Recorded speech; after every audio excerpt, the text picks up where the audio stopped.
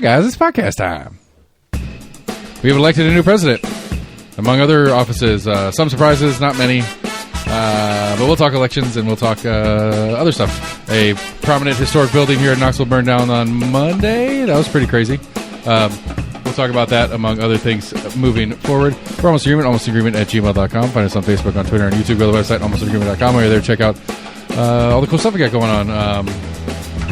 So yeah, we're going to let this intro play out and get out of the way, and then we're going to talk about whatever we feel like talking about. So here we go, people.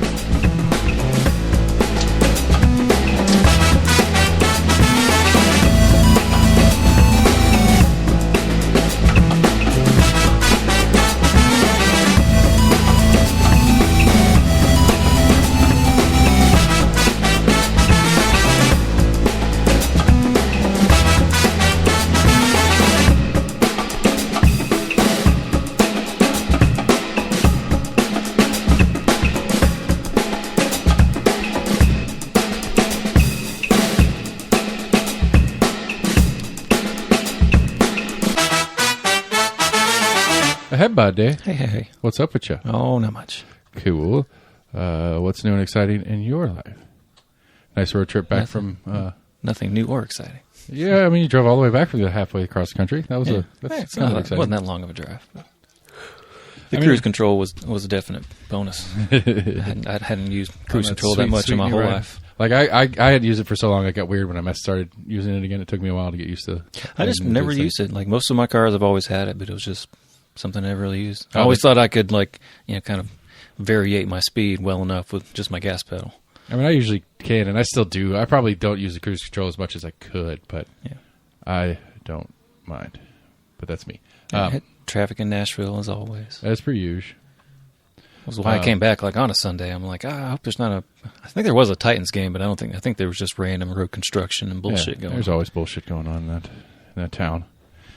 That's one thing that was nice with the cruise control. I got down to crawling. I think I was able to set my cruise at 17 miles per hour. Oh, really? So it was able to keep up with the stop and go. As long as you, I think if you come to stop for more than 3 seconds, it won't automatically accelerate. But mine will come to a stop. I've never had the occasion. Mine won't let you set it under 35. Yeah. Like if you're going 20, you can't set it to 20, but you can set it at 35. And if somebody slows down in front of you, the radar kicks in and it slows me down. Right. And if they continue moving, it'll pace them, however, with the distance that it's radar set or whatever. But I've never had the occasion where I came to a complete stop automatically or cruise control-ly. I don't know what the word is for that. Yeah. Like I said, I think it'll shut itself off if you're stopped more than a second or two. But interesting. It was kind of nice. I was like, hey, it's nice not to keep stop and go. All right, well, let's. What are your thoughts? Any thoughts on this election? Does anything pop out as a surprise or crazy weird to you? I'm curious to see what the final popular vote was. I mean, last night it was a lot of states went red. I guess that were blue last time. Yeah, where the Electoral College wasn't as tight this time. But I'm curious if it was kind of like I was thinking, if it was 51% in a lot of those states. Oh no! I heard. I mean, I don't know what how the percentage broke out, but I guess when it got down to some of the swing states. Last I heard, it was 50 or 5 million plus that Trump was ahead in actual votes. Right. I know they're still counting a few as far as House races. Yeah. So I'm assuming that ties up some popular vote numbers. It does, as well. But I mean, at this point, trying to see here. This is via AP. I guess Nevada and Arizona aren't officially in yet. Huh. But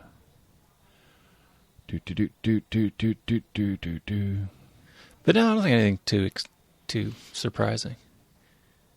I guess maybe it wasn't as close as some pollsters thought that it may have been. 50.5% of the popular vote, 47.9% of the popular vote, 0.5 for Jill Stein, 0.5 for Robert Kennedy, and so on.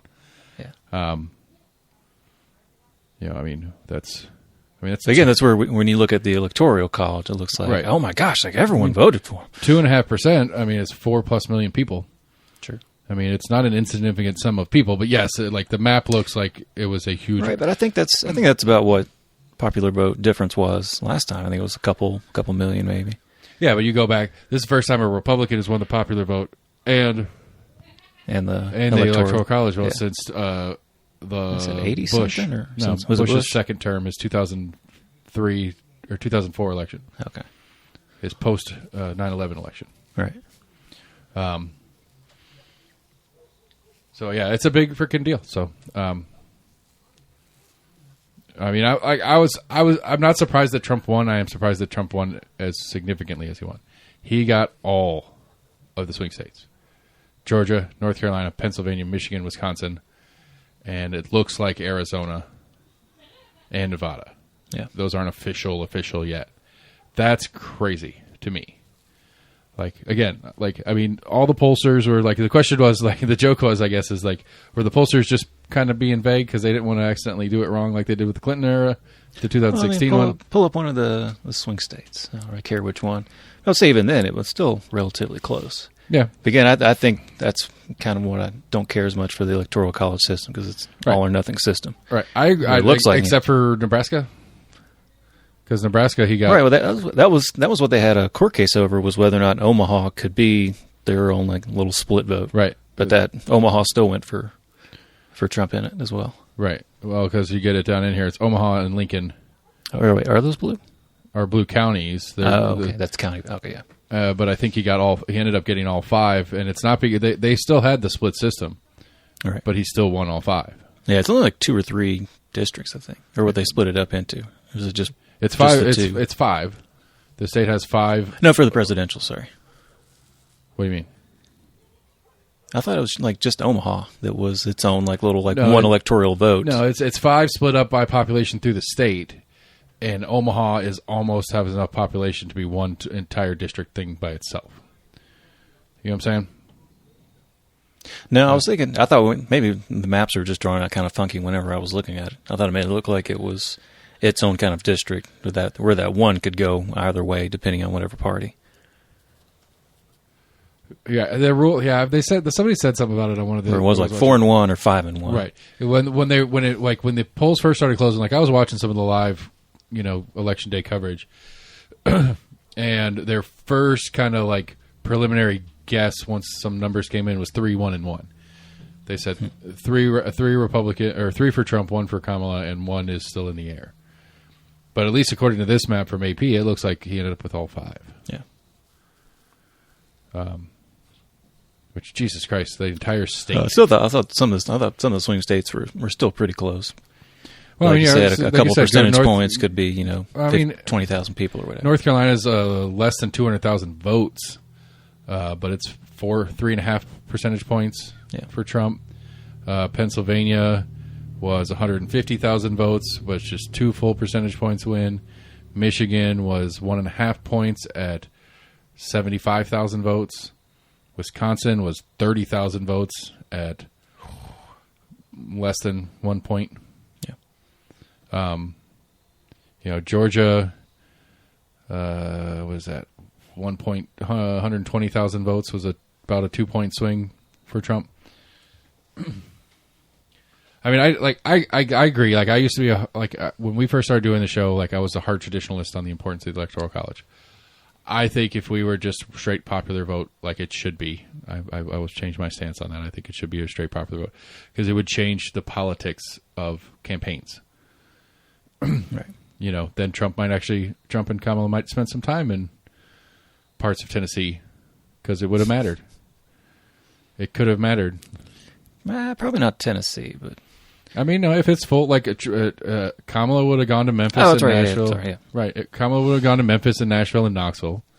Trump would have come to Knoxville and maybe some Cookvilles and Bristols and stuff like that to try to shore up as much as he can.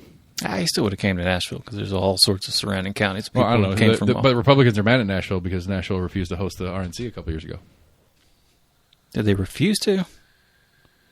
Yeah, because it's a city. It was like the city expo center or whatever. I don't know exactly how it worked out. They refused to make space. Maybe I don't know.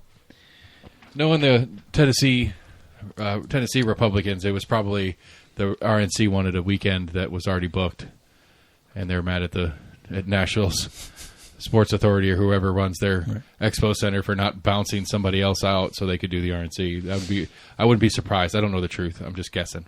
They're like, man, you know how hard it is to book the Harlem Globetrotters? We're not pumping the Harlem Globetrotters. You already sold that out? Right. All that jazz. It's Monster Jam, motherfucker. Yeah. We already got the dirt's on the ground and everything. I mean, come on now. Like, the RNC could just tag along with that and it would be a good weekend. That's true. You know, it's probably because it was a Taylor Swift concert and that's why they wouldn't do it. Well, anything surprise you? Any hot takes? I mean, I'm surprised Goldberg did as poorly as he did in 18. It was almost identical to the 22 cycle with Gregory Kaplan. He got right about the same share of the votes as Kaplan did. And again, I thought Kaplan was a cool dude, but I thought Goldberg was a much better candidate. And with the other activities, at least in my district in the county, for having a Democrat on school board and a Democrat in county commission now, I figured, because I mean, we're a pretty good chunk of District 18 is District 4 in the county. I figured that was enough to at least make a noticeable difference. But no, Knox County is exactly how Knox County always is. Literally nothing changed in Knox County. There's no new seats. I read that, yeah. Everybody's an incumbent. Everybody's going back to where they were.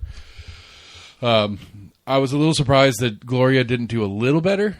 I didn't think she had a shot in fucking hell, but I thought she'd get she was mid-30s. I thought she'd get up and maybe touch the 40s or get close to 40. Yeah. But I think it was like 33, 34% once it was all said and done. Still pretty good for an incumbent. Against an incumbent. Right, and against an incumbent. Right. And the question is, this is one that could be debated for the ages, and this is something to talk about, is like, you know. She won her other thing, 100%. Yeah, she did. She got 100% of the 7 people that bothered to vote for her, whatever. She voted for herself, and her friends voted for her, and that was enough to win. Yeah.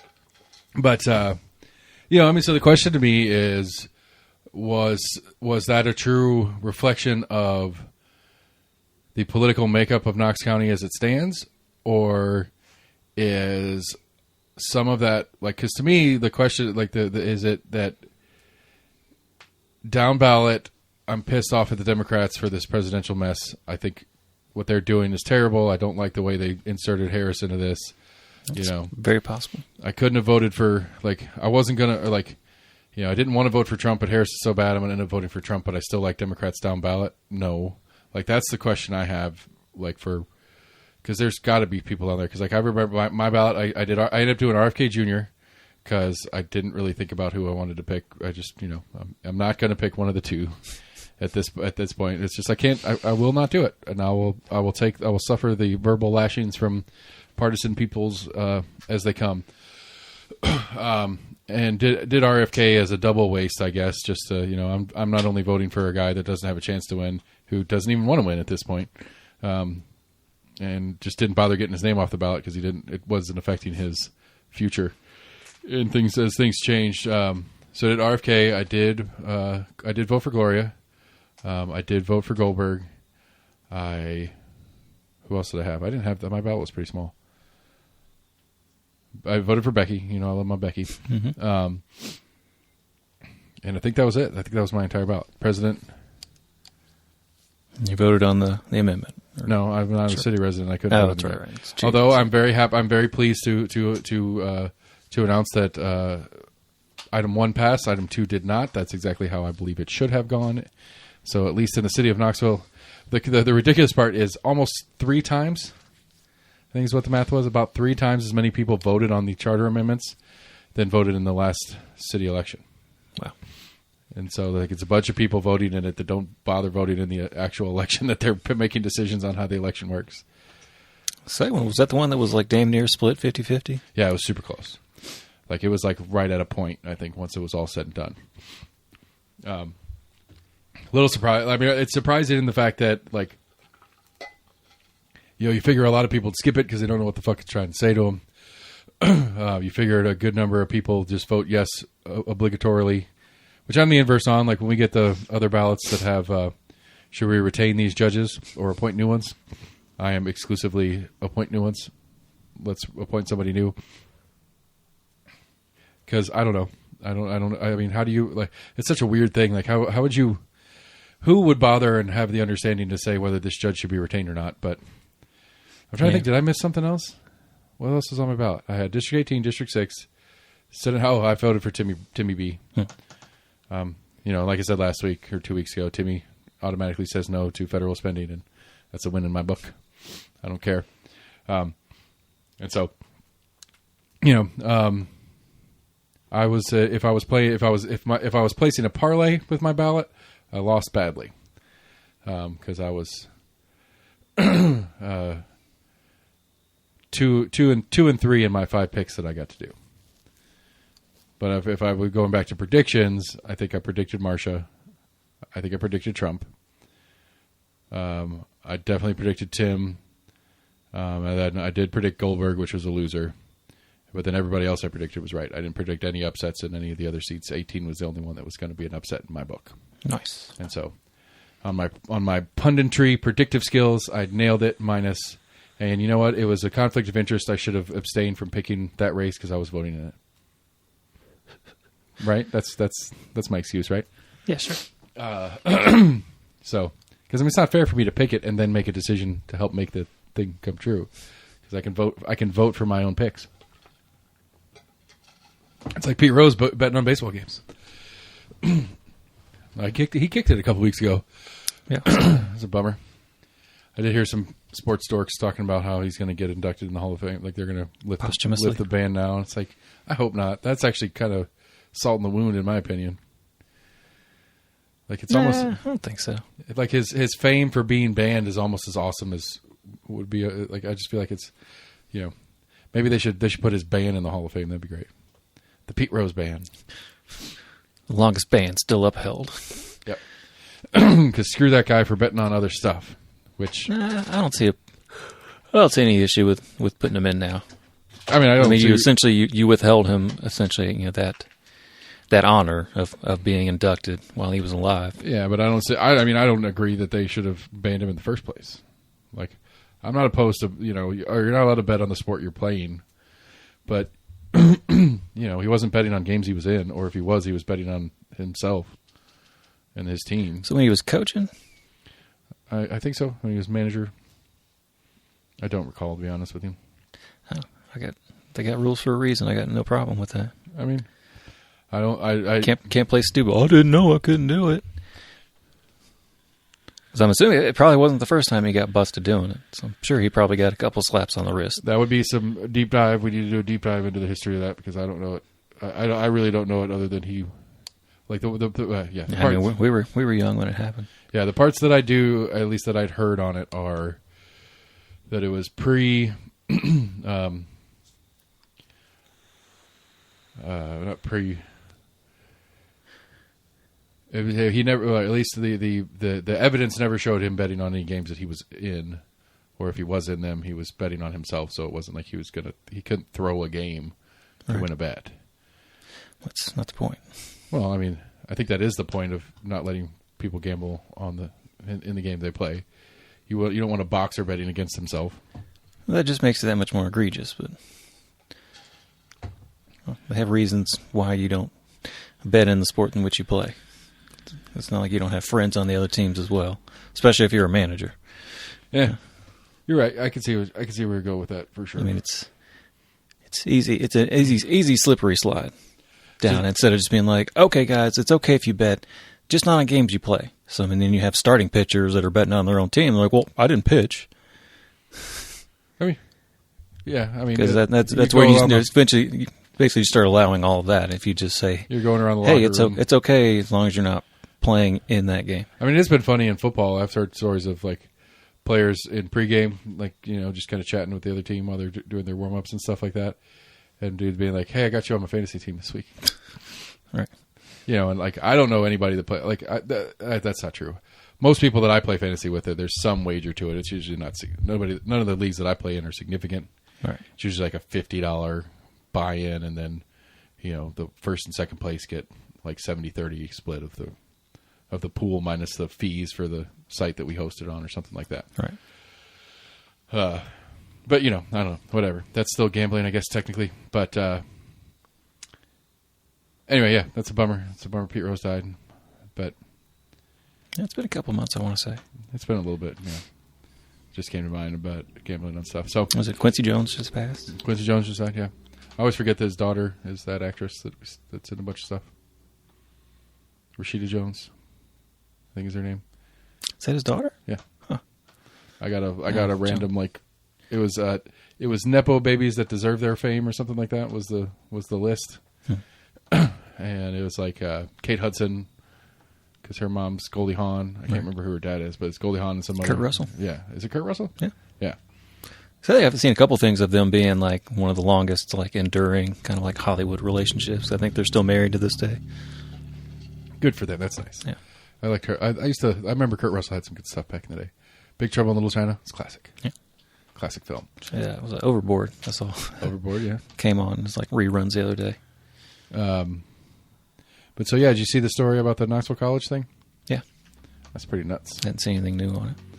Yeah, basically, there is no official, there's not been an official cause cited yet, but there's only two possibilities, really, with the description given. There's only two real possibilities as far as I can tell. And that is some kids were in there screwing around and accidentally started on fire, or there was some homeless people living in there that had a fire that ended up getting, like they were cooking food on a open fire. It's just been straight up vandalism. I mean, that would be the kids' part. No, it's how they said they accidentally did it. Oh, they were just fucking around. Well, okay, fair enough. They could have done it intentionally. To start the whole building on fire, that's pretty hardcore for fucking kids. But, I mean, it could be insurance. Like, I mean, realistically, Knoxville College is in a significant debt. Yeah, I think I mixed that up with another, because I think there was a restaurant in Townsend that burned down like in the last like week or so. Mm-hmm. But I think in that was like the second restaurant this family has had like in the past year or two that's burned down. So I think when I first saw that, I was like, I kind of mixed up the two, where I immediately went to insurance. I'm like, wait, this is the second building that the company that owned burned down. I drove by Knoxville College today on purpose. Like, it's not out of my way on one of the ways I get home from one of the stores, but it's not like the most direct route. But I drove by there on purpose to see it. It's weird. Like, I've driven by it enough for one reason or another that I recall, like, it changed the skyline right there. It's crazy. Like, it's weird looking. Yeah, I think I saw they already started tearing some of it down just because it was so. It's like it's gone. Like, yeah. There's piles of bricks and stuff, but like that's it. I'm trying to remember when it was, late aughts, maybe around 2010 was they had that nasty fire like right off 7540 in downtown. The recycling center? No, this was like an old building. It was like right on Jackson, I want to say. Oh yeah. It was burning for like 2 or 3 days. The Sturkey warehouse. Is that what it was? Here's one of them. Yeah, it's right there by the. Yeah, it was just like nasty ass smoke for a good like 2 or 3 days. Between Broadway, like it's right on the edge of the old city. Yeah, closer to Broadway, across from whatever that little brew hub is. Yeah, it was right in that area. Yeah, I do recall that story. And that was another one that was questionable. I mean, it's really what it is. Like, I mean, Knoxville College one's a little bit different because of the way that organization is structured. But like, you just like the honestly, part of Knoxville College's problem is like. That one specifically is 1884, 1880, something like that was when that building was built. Damn. So it was on the historic registry, and they had their own financial problems just staying functional. They'd lost their accreditation. They were working on getting some accreditation back. But the checklist that they got from this like Class C accreditation company or whatever it is that they were working with was going to be millions of dollars in work and process and doing stuff to get all this stuff checked off so they could get their accreditation back. And they're broke as hell. And they've got a 140-year-old building that's crumbling that they can't really do much with because they can't afford to do anything with it. And they can't. Even if they weren't allowed to tear it down because of the historic nature of it. And so they were just kind of stuck. And so apparently they got a couple $100,000 grant from the city a couple years back. This is where this is what I'm curious to see as the story kind of breaks down. I have a not so credible source that told me that the grant from the city was supposed to help secure the building. Like the point was to put new windows and reboarding windows and stuff like that, so people could, because people were getting in regularly. It was a known thing, right? And so it was a significant grant from the city to do it, and they bought curtains and put curtains up in the windows instead of boarding with windows. That's what the source said. I give him about a. I mean, He's fairly well connected. I don't know why he would make that up. But he's also, a little bit of a, what's the word? He's a little bit of a kook, especially when it comes to city relations. Like, he does not like city government as a property owner and a guy who has to deal with them on stuff like that because he owns a couple of older buildings and, like, all the different shit that they give him when he's trying to do anything with his buildings. I could see that story being true and maybe being misconstrued. That money was given to them and maybe they did actually have, like, true office space still in there to where they did spend some of that money on trying to make the 5 offices they had a little more comfortable. Yeah, and I mean, it could have been they boarded up the windows and put some curtains on some of the second and third story windows so you couldn't see inside as well. Right. And that would help. That was an attempt to help deter. Right. Maybe a curtain was cheaper than plywood at the time. I don't know. I mean, I don't see a lot of people like scaling 2 and 3 stories up to climb through a window that they're not sure is accessible if the curtains are up. You know, where you could get some construction guy up there to put some boards up. Seems like a lot more effort than it'd be worth. But I don't know. Some butcher paper goes pretty well in those cases too. Butcher papers and some packing tape or whatever does a pretty good job. But I mean, I don't know. It's a bummer because it was a cool old building. I wish it would have been nice. Apparently, that was the first iteration of the public safety complex move. Was going to be in that building specifically. And then they're like, "It's going to cost us how much? Never mind. Let's do the TVA building." The board at Knoxville College is like, no, just said flat fucking no. Like, we don't want you here. And it's it's Knoxville's historically black college and university, HBCU or whatever. And so that board was like, no, we don't want the cops to be here on our property. So they wouldn't sell it to the city, basically. They were like, the city had kind of worked up a proposal to buy the property from them and turn it into the public safety complex. Right. And then the St. Mary's thing, I guess, happened shortly after, and that's when they decided to go that way.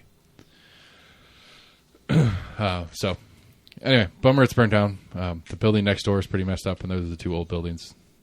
Then one's gone, and one's pretty tore up from being so damn close. Like, when I drove by, you could see like a bunch of windows that would have been blown out by either the heat or the firemen that climbed up there and were hosing out the windows to the building next door. Don't know exactly what they were doing, but it's pretty crazy. You could see it from our central location. Damn. Ross sent me a video, or sent the manager's chat a video of off our deck facing that way, and like you could see like just that like a bright orange glow and a bunch of smoke. You couldn't see I don't know if you could. Yeah, I bet you could. Yeah, I'm trying to think back. I wonder if I have any pictures just off our deck that I didn't think about it. I think you could see that building on the horizon looking that direction. And so you could literally see it on flames. But yeah, watch some of the live coverage of it. American Cannon was there. But that's what I was saying. Like, it seems pretty. My guess. If I'm guessing, there were some squatters in there, and then they accidentally started their tent or sleeping bag on fire, and then that caught a wall, and then blah blah blah from there. That's what I'd say. It wasn't cold, so I don't think it would have been. I'm trying to stay warm. Yeah, it's cooking. I'm thinking. Yeah. I guess because they basically like the president of the board or whatever was on the news too, and I mean he's basically like, we've done the best we could, we've tried really hard to make that building secure, which is really just code for people who are sneaking into that building regularly. And it's like, okay, so you're at least implying strongly that it's one of the 2 options. And I don't know. I did some stupid shit when I was a kid. I should have gotten arrested for some golf course stuff from the Java. Remember that story? I think the statute is passed, so I could probably tell the story, but I'll save it for later. I got a kid in the room. Yeah, that involved fire too. Now that I'm thinking about it. All right, yeah, okay. Kids could have done it. I just I don't know. Like, I have this tendency to just like, for the sake of decency, like, it couldn't be kids. Kids aren't that stupid. Yes, they are. I was one of them. Absolutely, 100%. City parking is. All right, let's put it. Okay, so there's 2 things going on with city parking. Okay. The garages are changing some of their rules. They're still free nights and weekends, but one of the things they're going to do is, if you go in before 6, you still get a ticket because you always got to get the ticket on the way in. But if you go in before 6, you get that ticket. You can't get out without your ticket. And from any time before 6 to 6, you still owe. So if you go in at 4:30 and leave at 8. When you go to leave, you put your ticket in, you owe for an hour and a half. You don't owe for the full 4 or 5 hours you were there, just the hour and a half up until to 6. Right. Yeah. And so That's one big change in the garages. So Market Square, I don't know if they finalized it. They were talking of doing Saturdays, like $3. Saturday day is $3 all day until 6. And then, I guess, yeah, if you go into the garage anytime before 6, it's $3. But it's an all day flat rate, just on Saturdays. Yeah. And then it's free after 6, all nights, pending that little caveat of if you get in there before 6, you owe for the time you were there before 6. But the meter one is, I think, the more interesting one, and I'm curious your thoughts on that. The meters are all going... Like $1.50 to $2? They're going up, but they're all third-party app payment only. You can't pay on the meter at all anymore. I mean, a lot of things are going to that these days. They are. I mean, I think just even like, parking meter, like parking lots have kind of switched to that now. Yep. Most of the pay lots down there are like, take a picture or put your, you log into this website at least and tell us your space number. Yeah. And what kind of car you have and maybe put your license plate number in, and that's how you pay for parking. I don't like it, but I don't either. I really don't either. They're like, they sell the upsides of it. The upsides of it, you're going to city county. You think you're just going to run in real quick to get your ID renewed or whatever you're going into city county building for. And it ends up taking a little bit longer. You can get in the app and add another 20 minutes or whatever without having to go all the way out and come back in.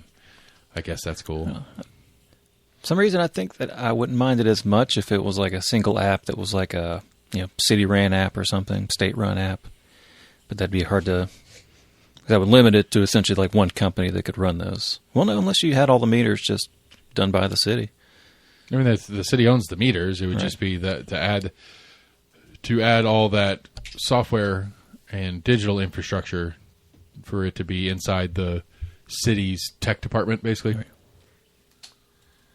I mean, I would like it that way. Just like there's the privacy part that bothers me about it, which I think is what bothers you about it too. But to me, it's like, well, how much is the city giving up of my meter? If my meter's $1 an hour or whatever, right? How much are they giving up of what I'm paying them to park in the city to this company, and then the credit card company, because obviously you're paying on with the credit card through your phone, and so it's like, are we raising rates just to offset the extra costs, or are we raising rates because the city wants to take the more income? Do we even have that many metered lots? I mean, I know there's some going down Gay Street. Yeah, I think even now, like half the time, most of the Gay Street meters. I mean, Gay Street's about half meters all the way. Like it's about half, but all the others, almost all the streets have meter spots. Right. I mean, I went down to City County last Friday. We talked about that on last week's show. I went down to City County last week and got the meter right there in front of that church, next to City County building. See, I don't think I would have known how to watch one of those. Reality TV shows is about like parking enforcement or whatever.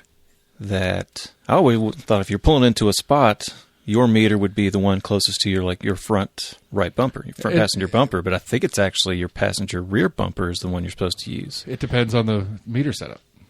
Like I've said, like the city has double meters. All of them are double meters. So if there's 2 spots, there's a double meter in the middle of the 2 spots, and so the meter that's closer to your spot or the closer to the spot behind you. So most of the ones in the city are that way. Yeah. Right. So there's a bunch of meter spots down there. Yeah, I guess I just don't really pay attention to them. It's just all I usually around. avoid them anyway. I'm like, oh, there's a meter spot. Like, fuck that. I mean, I'll hit it if it's a convenient one. I'll hit it up. Well, I think even some of those meter ones on Gay Street, I think are still free after hours and stuff. I think it's still like just during the daytime. Yeah, it's the same. After 6 is free. Yeah. So it'd be the same deal. It's like, if you go down there at 4:30, you just have to put an hour and a half in the meter and you're good for the rest of the night. As long as you end up, you leave at 8 or 9 or whatever, you're only paid for that first 90 minutes. Yeah. I think I saw it phrased as the acceptance of the digital surveillance state was the phrase I saw on a colloquy post earlier. And, I think you're in the same boat on it. Like, they track us for everything else we do. I don't need some targeted ad because I went and parked in the meter closest to Mass General, and I start getting Mass General ads because they think I might go in there. Right. Because all that shit's connected. We'll see, once a month you go down there. Right. You know, and I've seen the other side of it. Like I had a company come to me that did POS systems, and one of their features that they were super excited about was what they called the beacon. And it was basically targeted advertising. Well, it was like basically location based advertising. Right. If if your Bluetooth is on and you walk in my store, it connects to your phone and it will text you, or it can make contact with you directly, and then get data off of you, and then I can send out like mass text that says, "Hey, we got a special this weekend." Right. Which the capitalist in me is like, "Ooh, that's pretty cool." It's been around for a couple of years, where it's been that kind of technology where you're getting close to a place where you'll get a little ad, whether you're on social media or whatever. Yeah. To be a little ad for that store that you've you ever been to, or you're just close by. I don't know. Like inside the social medias and shit like that, it's like GPS would be good. You don't need a fucking beacon. I'm just thinking, I don't think it would automatically send you a text message or an email that you're close to a place. I would think it would have to have somewhere where you're going to see ads.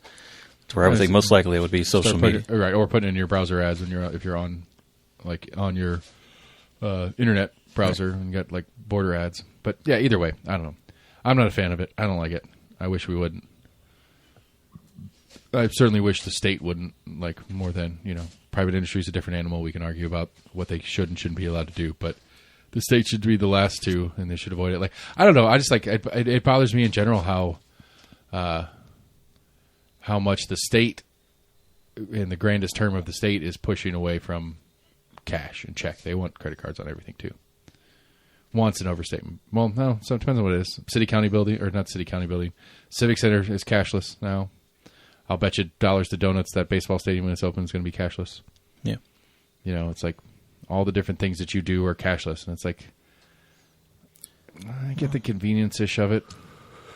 Well, that's all it is. That's why pretty much the only reason why venues are going to it. They don't have to have a cash register where you've got to worry about. It's security for them and stuff like that too. I acknowledge that, but a lot of it is just, like you said, it's convenience and speed. They can turn over that many more customers and come in and out. But again, for for me and you, like Joe, whatever, that owns a business or something, that's one issue. It's like, but maybe if it's a city service, the greater good should maybe supersede the convenience.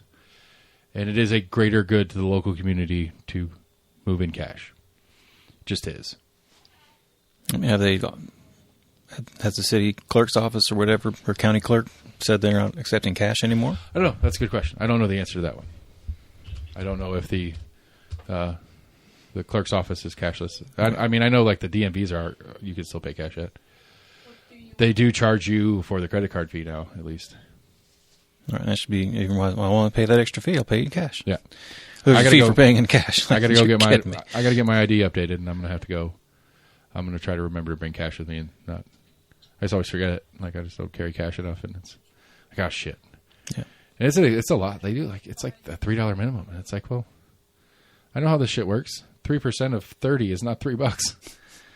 3% of 30 is like $1, but you're charging me $3 minimum for credit card fee. Where's that extra $2 going? It's a good question, actually. Same place our wheel tax went. These are the jokes, people. But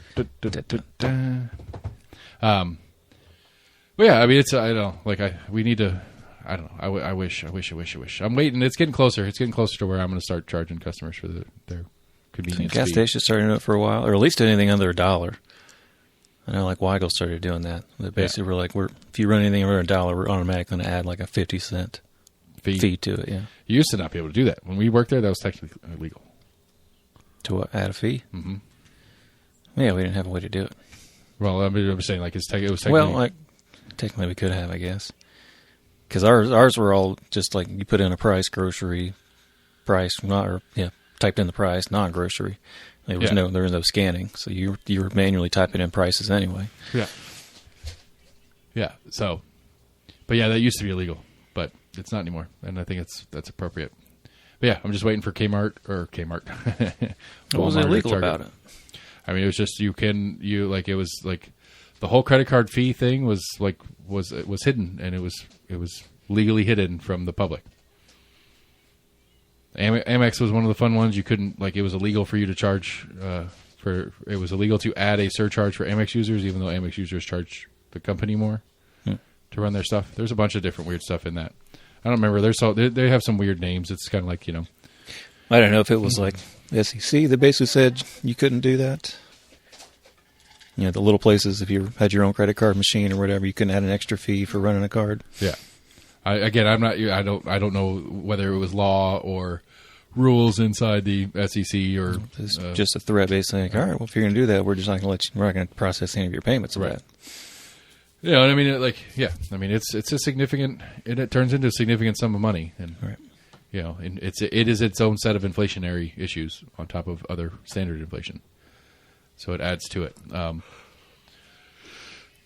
But so yeah, the parking thing's not completely wrapped up as far as the change is coming, but the fees are going up, and at least for now, nights and weekends are staying free. But I don't think that's going to last very long, and I don't think it should. But that's just me.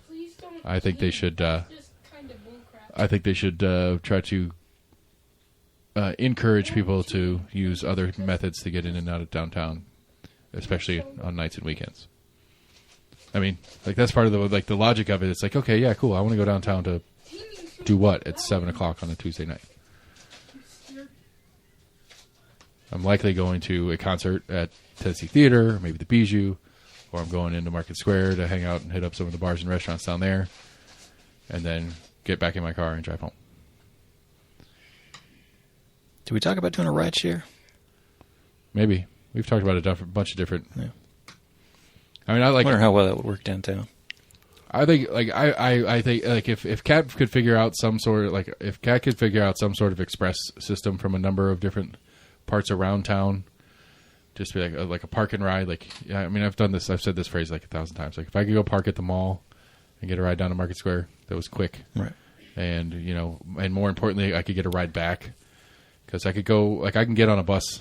It takes a while because I got to go all the way down Kingston Pike. And then I guess that's it. It's just one bus. I'd get on at the mall and it goes all the way down Kingston Pike to the transfer station, and I can walk to Market Square from the Cat station down there. But it takes 45 minutes, an hour, and it stops running before I leave whatever I'm down. Like if you were just a more innocent version of it. I'm going to go down to some concert in some Knoxville Symphony Orchestra playing at Tennessee Theater on a Wednesday. I hop on the bus at 4:00, get down there. The bus will stop running. Then I got to take a cab or an Uber to get back. Yeah, that just seems inefficient at best. Where if there was a bus that ran at just at 10 and midnight, it wouldn't have to be a ton of buses. Just one that ran from the transfer station back out to the mall at 10 p.m. and then one more that did it at midnight. I could hang out for that little bit of a time gap to wait for that bus. Yeah, midnight bus is going to be packed. Maybe, probably. I mean, you got to you got to be able to adjust to it. Yeah, you need to adjust to what the demand is. But I mean, still, and if it's a couple bucks a ride too, especially if it's if they start adding pay parking down there for all the time, $5 to take a bus there and back versus $15 to park. Sounds like a win-win to me. And you get all those cars out of there. Coffee bad? No, I forgot my water too. Oh, bummer. I got forgetting all sorts of shit. Yeah, it's just a rough night for you, buddy. I know. You're still on that Missouri time. Not quite. Gotcha. So anyway, that's that. The court clerk Hammond has dropped out of the mayoral race already for 26. Apparently, pancreatic cancer. I believe that's what it is. Some health, some cancer issue, and decided he's still going to run to keep his clerk seat. He just doesn't want to step up to the mayor's seat with the health issues. Right. Because that's in 2 more years. But he would need to start campaigning, kind of getting all his ducks in a row for the next couple of years. Yeah. And so there's already conversation about, there's already a couple other names in the hat, I guess. Kim Frazier from County Commission. I think Christy from School Board. I think it's Christy. I don't remember. One of the school board members has been talked about as a possible. We might have a very interesting Republican primary for the mayoral race. So far, at least, that's all that's been talked about is Republican mayoral candidates for 26. Yeah. Try to get Matt to come sit in on the show tonight. Not that he's part of that anymore. But I did want to get in. I wanted him to come give his breakdown of how he feels about the election. Mm-hmm. He's like, I need more time. I was like, yeah. by the time you get around to whatever time you need, it's going to be too late to talk about. So just be daring. He's like, I just don't want to work my thoughts out on a recorded podcast. I was like, yeah, but why not? I'm still working my thoughts out. We can work them out together. Yeah. I tried. I gave him if you change your mind, you can just text me and I'll call you in as soon as you're ready. But I don't know. I'm not surprised at the election results. I'm not mad at the election results. I'm not particularly freaked out by the election results. Like, I'm not scared of the next 4 years any more than I would have been if Kamala would have won. No, I'm not really freaked out. There's a number of things that I am worried about that never really got ironed out from the previous election that are going to get, from his previous tenure, but I think going to come to rear their ugly head again, and maybe worse so than last time. What do you mean? Tell me more. Mainly like the emoluments, I guess. And it was funny because I was thinking about it, but then happened to see like the latest John Oliver thing was basically talking about the same thing. I don't know what emoluments is. It's basically, I don't know what the actual like word means, but it's basically the things that you own to where you're not supposed to be able to profit off of being president, basically. Oh. One of the main things I think that got brought up with Trump was the hotel. It used to be the post office. It was like right there on Pennsylvania Avenue. But he ended up buying it, turning it into a hotel, but then there were a lot of world leaders that were staying there. Right, so it's more about whether it's not so much the profitability part, which is this old subset of things with elected officials. It's that this is direct. I mean, this is could be used. Bribey. It could be used as. Yeah. It's very bribey. Right. Like the Crown Prince of Saudi Arabia is going to rent out a whole wing of his hotel for a month at twice the rate. Right. Why is he doing that? Is there something he wants from Trump, or does he just want to stay there and have the whole wing of the hotel to his? Because it's the biggest, bestest hotel around. I mean, it might be. Emoluments, I want to... It starts with an E, emoluments. I think that's like the actual letter, like the federal law. I think it's called like the emoluments clause. Yeah, a salary, fee, or profit from employment or office. Right. So it's basically, it has to do with money, but it's also the... I don't think it really says it you explicitly. Make it because of the job, but it's not your salary as far as... Well, you're making money, but it also, like you were saying, it also lends into, possible corruption. Okay. Technically speaking, definitionally, it's the technical term for wages. Huh. So it says, compensation received by virtue of holding an office or having employment, usually in the form of wages or fees. But in this, consider the emoluments clause, no title of nobility shall be granted by the United States, and no person holding any office of profit or trust under them shall, without the consent of Congress, accept any present emolument, office, or title of any kind whatsoever from any king, prince, or foreign state. So the Crown Prince example accidentally being even better, he can't be receiving. Right. And he can't be given a Duke or Lordship of Saudi Arabia from... I think I have heard that title before, or that before as well. That that's the clause like clearly states King Charles cannot knight anybody that's in government in the United States. Right. You are not allowed to receive knighthood from the British Empire as a servant of the United States. Yeah, which seems reasonable. But I think even more to that. Like I said, he has his properties that kind of tie into it. But now he has a social media company that gets advertisements that you could argue has been doing pretty poorly compared to its expectations, and its profits and financial reports have been that it's been losing a lot of money. Right, it ain't doing great. I agree. Right, but then you've also got his new cryptocurrency. Oh, he's got a crypto? It's not out. I don't know. John Oliver kind of dug into it for a second, and it was kind of funny. Like the people that are actually like on the website as being like tied to it. I forget, there was a funny joke of like what it was tied to. It's basically being sold and given a receipt because they're taking money already. Like you can put up like $100,000, I guess, putting seed money into it or some kind of bullshit. I forget what exactly you actually get, but it was basically kind of like getting a receipt for something that's not even being built yet. I mean, it's a pre-order. Like people that are buying into it, but apparently there's like little to no kind of like back end there as far as how they're going to do it, how it's going to be set up. Apparently it's got a lot of questions.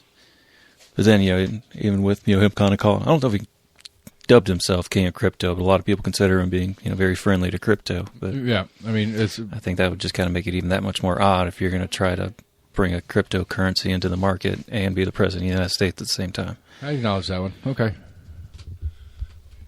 I mean, not to mention all the other crap he's been selling. I mean, there's like a Trump superstore out there at Watt Road. I think I've heard of a couple of those. Like it's it's across 40 from the big fireworks stand right out there. I mean, I technically in Loudoun County. Some of it just kind of. I'm trying to think if we had other politicians that have kind of had this like not to scale. I mean, I got an Obama hat that the wife bought me as a joke, right? And it's like very much like it's very like what we would consider now a Trumpian merchandise. Yeah, I mean, there's Kamala merchandise that's from the campaign that they were selling for sure. But again, not to scale. I mean, Trump did it on another level. Yeah, like the NFTs are just really weird. Like, I don't know if you've seen any of the pictures of them. Like, it's just, I don't know. I don't understand. NFTs. Yeah, I don't get them in general, but then... I mean, I do get them. I get the concept of it. It's just, it's such a weird... I mean, it's no different than our stock market conversations we have. It's perceived value. Right. It is a valueless thing in and of itself. It's just a perceived value of, I bought this for X number of dollars. I think it's not worth this. Will you pay me this for it? And it's like, it's literally worth nothing. But how do you give it to them? That's the blockchain code stuff that I don't quite understand either. Yeah, that's the blockchain thing. And so basically, as I understand blockchain, which is terrible, any of you tech people out there, you can just read me, almostagreement@gmail.com. Essentially, it's just blockchain is you have the thing, and then every transaction is attached to the thing. And so it's just another bit of code on the end that whose it is now. Yeah. Which that's a poor definition at best. So, yeah, I don't know. We'll see. I'm curious, like, if he's calmed down a little bit, given the assassination attempts in a couple of years further in life. There's some stuff that I think, I think he did put out some kind of like call for calm, but he did, and I think after running such a vitriolic campaign, I don't know how you can turn around and be like, "Hey guys, let's be nice." Right? Yeah, it's a hard line to walk if he's going to really try to do it. Right. And if he's going to really try to do it, being the number 1A of that statement. I don't think so. B is right. How much effort is he actually going to put into it? Found enough support, and he's going to keep it. I said the words. I said, "Hey, let's be nice to each other," and nobody listened, so I'm moving on. I tried. Yeah, I did my best. Yeah, I mean, if he's doing his speeches, he's like, "Hey, they told me I need to be more nice. What do you guys think?" Well, I mean, what do you think your crowd is going to tell you at a rally? But the difference is, and like him or not, like the difference is he's now lame duck, and lame duck has a functional difference on presidents. You go back to lots of administrations, and that second term, you're not trying to get elected again. Now there is. I always thought like lame duck was when, I guess, like, you're getting ready to be out, and it's like your last like year or two. It's like nobody's going to let you do anything, and you don't have much power to do as much as well. No, I've always lame duck has always been described to me as you are no longer you have no future campaigning to do on the topic. So you're not doing your actions are not based upon your desire to get reelected. Your actions are based upon whatever motivates you to do so. Yeah, I guess I can kind of see that. And so like definitionally, as soon as the weird switcheroo with Biden-Harris happened, Biden immediately became a lame duck president. He just had that last little bit to survive. And I think Trump has a little bit of a different version of lame duck to him because he doesn't really care about the party. He doesn't have, I think the number one thing that killed the Harris campaign was her inability to separate herself from Biden. Right. Well, that's what I said. Like when he first dropped out, I think you texted me or asked me about it. I think you asked me who I thought it was going to be, and I said Kamala. And I think I said like right then and there, I was like, her biggest issue is going to be trying to say that you're different, but at the same time still try to be able to say that like we still did a good job. Right. 100%. And I think it was the View or Dana Bash, I can't remember which one, where whomever it was just like very gently gave her a very soft version of what do you think Biden fucked up and how would you have done it differently? but it was the nicest and most simple way. Like it was a very generous way to ask that question. And Kamala's answer is like, I can't think of anything. It's like, so you're Biden then. I mean, you're now, everything that everybody hates about Biden is now attached to you. And I mean, the Trump campaign played the shit out of that clip everywhere. They used that in a ton of ads. Right. Yeah, because it's like, I think that is it. If you're dissatisfied with the current state of affairs, this person is a continuation of this current state of affairs. Don't take my word for it. Take her word for it. Here's her on the topic. Right. You know, and I think that was the number one thing that killed her campaign. Like, I mean, I think that was like, nah. I do. What do you think? What do you think was what? You think it's a sexist, racist that wouldn't elect her? Huh? Do you think it was sexism and racism that wouldn't elect her? I'm sure there was a little bit of that in there, but no, I don't think that had a huge part to do with it. I don't think so either. So what do you think? Why do you think she lost? I think there was kind of that false sentiment, and you know, it was one of the biggest talking points of it was like, are you better off now than you were 4 years ago or whatever? Right. I think a lot of people can't really go that far back. Like I said, I can't really say one way or the other, but I think a lot of people were just 100% convinced that these past 4 years have been like the worst time of their life. So I think there was that kind of desire that in an effort to move on, even though, you know, Trump's not really a change, he was able to kind of be that change candidate that a lot of people, you know, want something kind of new and different. Even though if it was a little bit of the old, but he's going to make America great again. Again. Take America back, I think is the yeah, that's right. That's the thing. They're going to take it back. But I mean, I don't know. I kind of feel like you said you kind of said what I said again. What? I mean, that's the if you don't like how life has been the last couple of years, then voting for Harris is a repeat of that, is a vote to continue the same thing. No, I was saying that I think that was a lot of the vote, but I don't say. I mean, maybe I'm crazy, but I don't think life's that much worse off 8 years ago versus 4 years ago. I mean, the reality of whether the statement is true is irrelevant. Right. No, I was saying that I think that was a lot of the sentiment. I think that drove more so than, you know, racism, sexism, or policy issues. I think it was that perception of the economy, perception of immigration, however you want to view it. No, I think the immigration was a little more from perception, but I think the immigration it was a big issue for a lot of people, and the Biden White House did not do a very good job in a lot of people's opinions, and I think that was a big chunk one, for sure. But again, it's the same as that. Again, that's the same issue to me, is that she was stuck with the legacy of Biden. She was attached, and that was I think that was it. I think her unwillingness attached to it, but I think a lot of people just kind of want to. I mean, even the president doesn't have a huge sway over the economy. They can, but they typically don't. No. I mean, none of them do. Like that. I mean, that's just one of the things you kind of attribute things to the highest power. Absolutely. Like Laura Jamie, you could have made things better. Laura Jamie texted me Tuesday. It's like, it's D-Day, buddy. Mm-hmm. And I was like, hey man, you know, we're gonna wake up tomorrow morning and it's gonna be the same as it was today. Actually, it's gonna be different because we don't have an election going on. We don't have to see those ads anymore. Yeah. You're gonna wake up in the middle of January and nothing's different than it is today.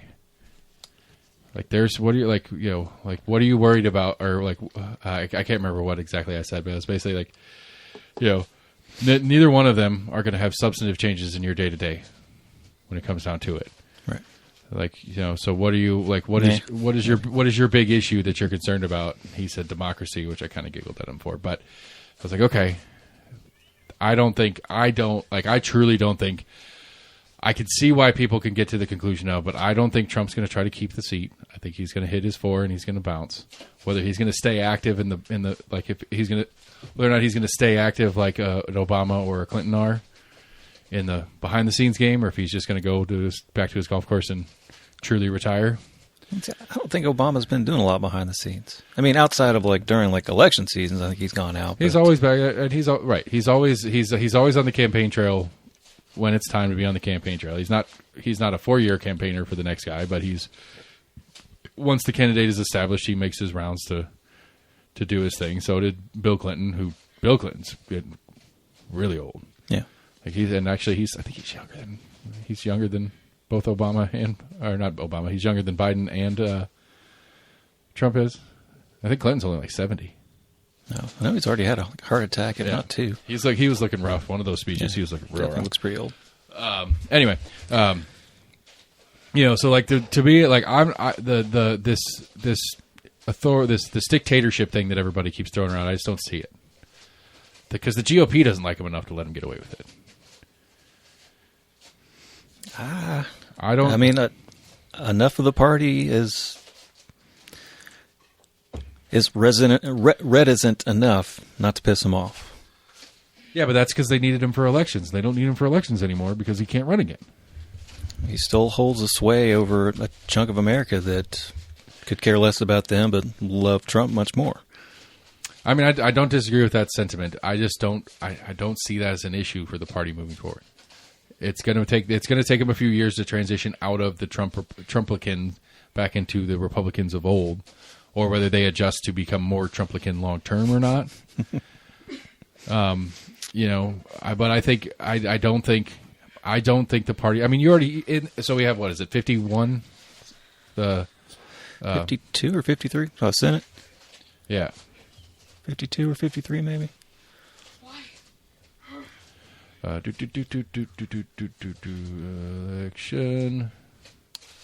Man, that's some killer spelling. 53, 45.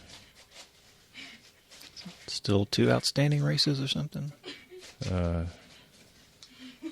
No, the yellow is Bernie Sanders, so he's That's not. The independents, yeah. Right. Angus King. All right, so the 2 yellows are independents who caucus with the Democrats. Right. It still looks like there was a blank in the middle. Or is the Senate fully decided now?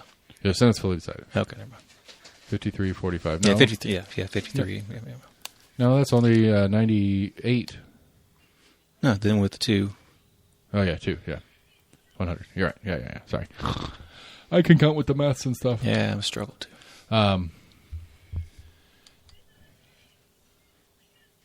Yeah. I don't know if you're going into senatorial powers. But of those of the senators that are in there, there's at least 3 that are not Trump fans, that are not new.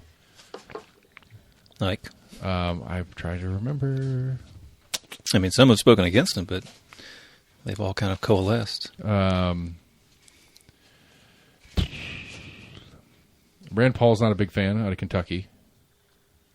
But he's in the House. Is he in the House? No, Rand Paul's a senator. Senator, yeah. And then, what's the other one? I'm trying to remember 2. McConnell wasn't a big fan. He's gone back and forth a couple times. I mean, but he's on his way out. There's talk of now who the next Senate Majority Leader would be. Well, there's been talk of that for a while. They knew eventually he was going to retire, McConnell. So there's been question of who was going to try to fill the party majority leader.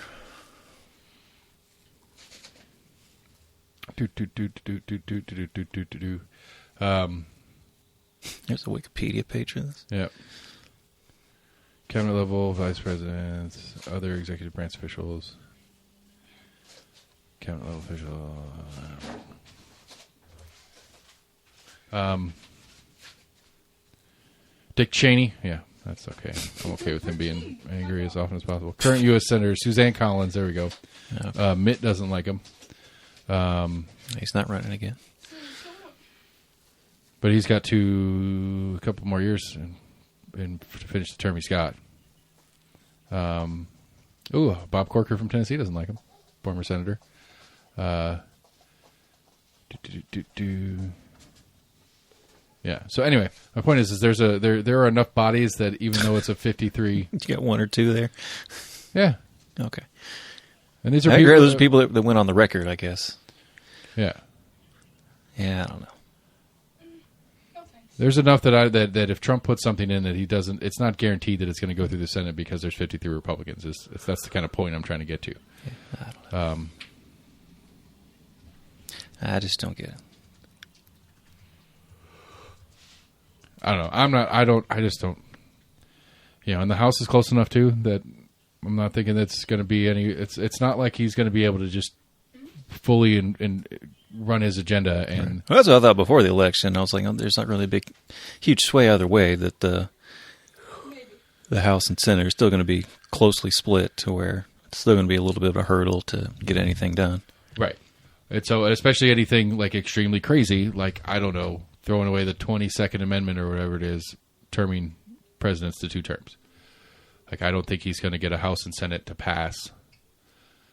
Like, the only way he literally is going to keep the seat is if he does full, like, some full military coup and, like, tries to, like, physically disband the legislature and rewrite the Constitution in his own liking. Like, that's the only way he's going to do it. Like, he's not going to do it legally. Yeah, I don't know. Because I just don't see it. Like, I get, like, the point being, there's not enough crazies in the House and Senate to support, like, some constitutional, functional, legal law changing. No. I don't fear that he's going to try to stay in power. Right. We just got to survive 4 more years. And that's that.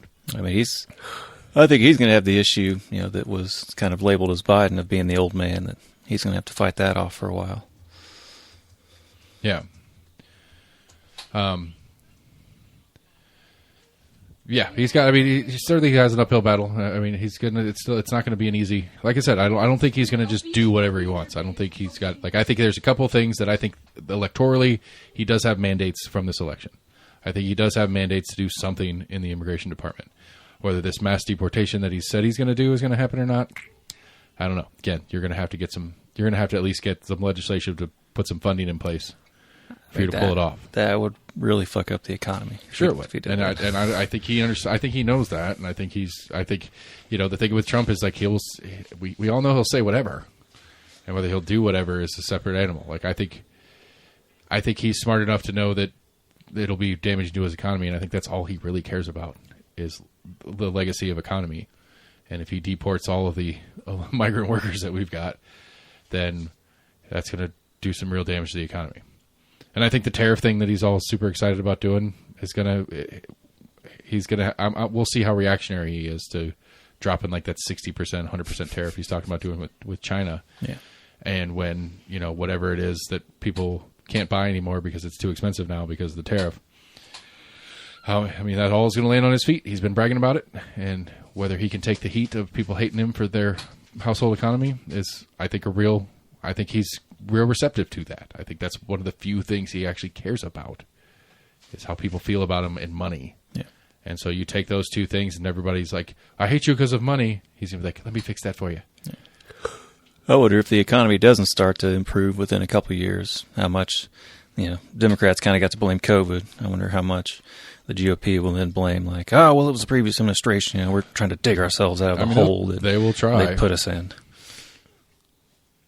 They're taking over a pretty strong economy. I think our GDP's been pretty strong. We've had this argument a few times, and I don't want to go all the way down it, but I understand that the standard metrics say good things. But I think if you're like 50 plus, I think it's true. If you're under 50, I don't think those metrics mean shit. I just don't think that to people under 50, those metrics mean anything. At least, like, day to day, it doesn't change my day to day life. Right. I don't own my home, and I don't, I'm not living off of my retirement that is funded through the stock market. And if you're not in those categories, then all those metrics don't really. Talking about the stock market, I'm just talking about the U.S. economy. When I talk about the U.S. economy, I don't talk about individual people. Okay, but okay, I don't know how to break this down. We're just looking at the economy differently. That's all it is. Well, so what metric? When you say the economy's, what was the phrase you just used? GDP. A pretty booming economy right now. I don't think I said booming. Okay, but it was a pretty good, a pretty strong economy. I'm trying to remember the word you said, because that's kind of what gave me the pause.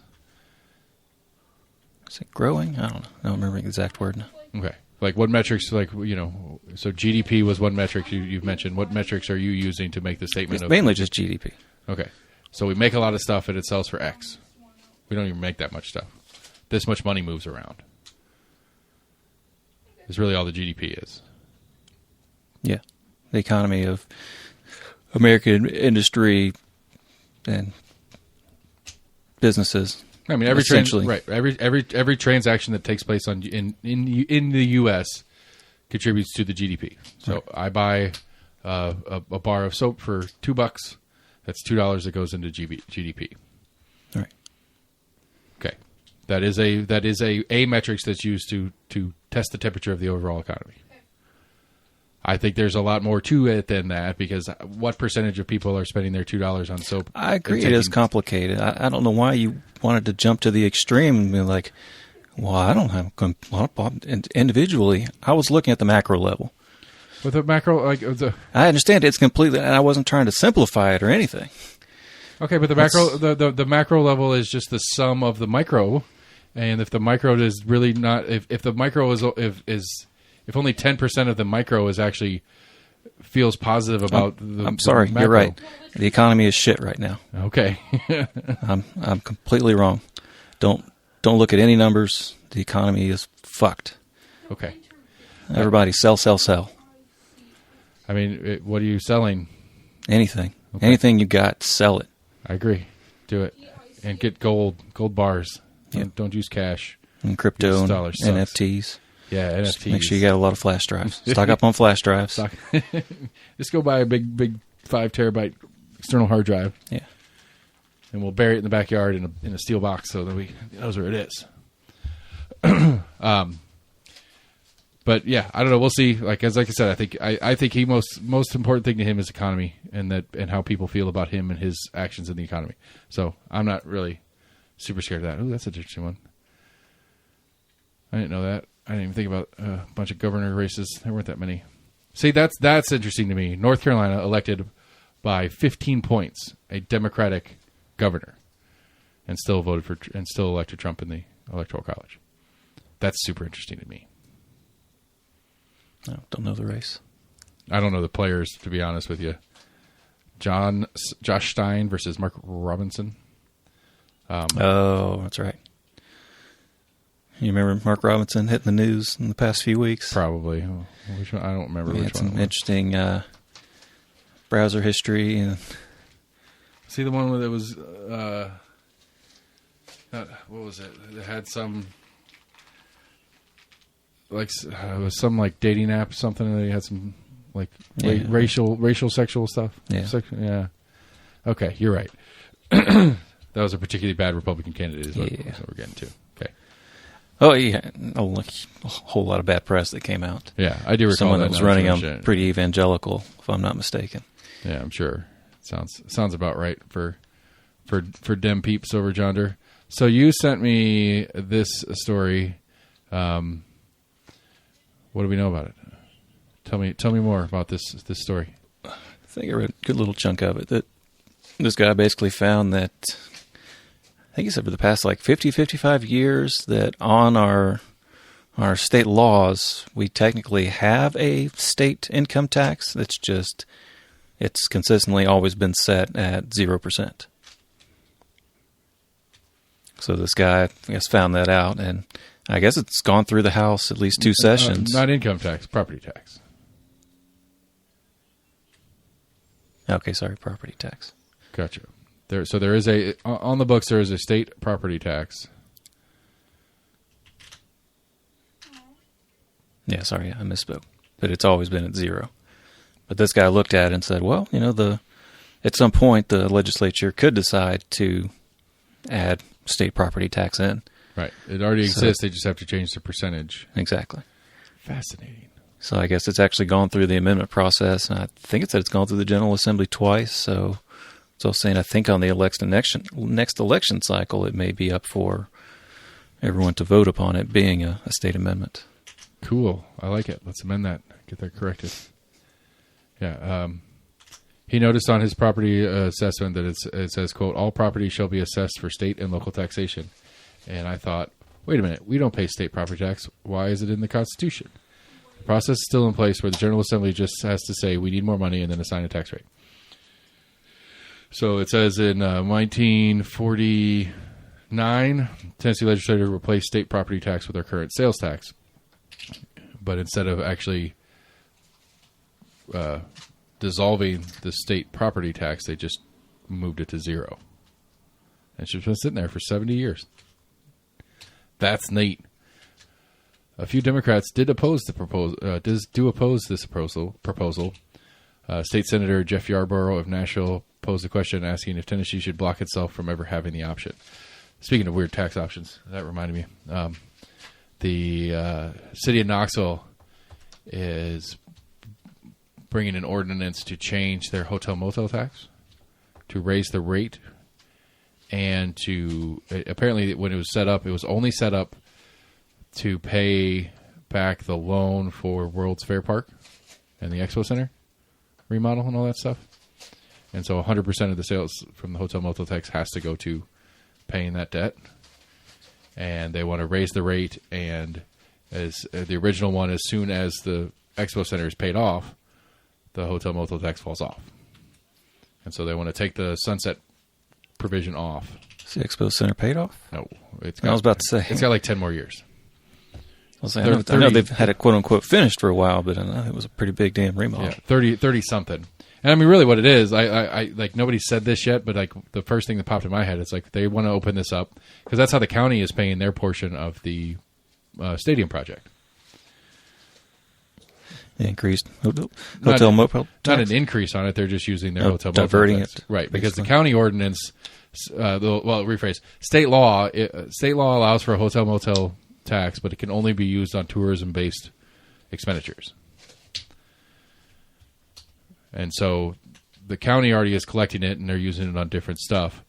But they're allocating a portion of it to pay their portion of the stadium process. So I feel like the city is trying to set this up so that they have another avenue to help pay their portion if things get tight.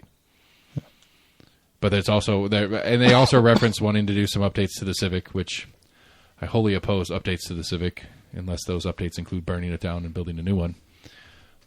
Personal preference on it, maybe not the burning down part, but build a new one. I did drive by the old KPD building the other day. Mm-hmm. It's leveled. It's gone. Yeah. It's gone. So that's it. But it's an interesting one to watch in the city coming up because I would like to see some work done. I'd like the Civic to be better. Again, I would prefer a new one, but if we got to have the one, if they use taxpayer money and it's cheaper to remodel, why would you be against remodeling? Well, because I'd rather stockpile some money and build a new one because at some point, this 1967 or whatever that thing was built is just unfunctional. Because, I'll bet you that there are some city planner, like when you go to when you get a master's in like city planning and government from like the not Clarence Brown, the Haslam School. What is it called? Haslam School of Business. No, that's the School of Business. What's the other one called? We have the Baker Center. Okay. At UT, and it's public policy and stuff like that. I'll bet you there are some textbooks that says that there is somewhere in the text that has some figures that are like for a municipality of this size, this is how many seats your venue should be able to hold. I bet you there's a ratio to it.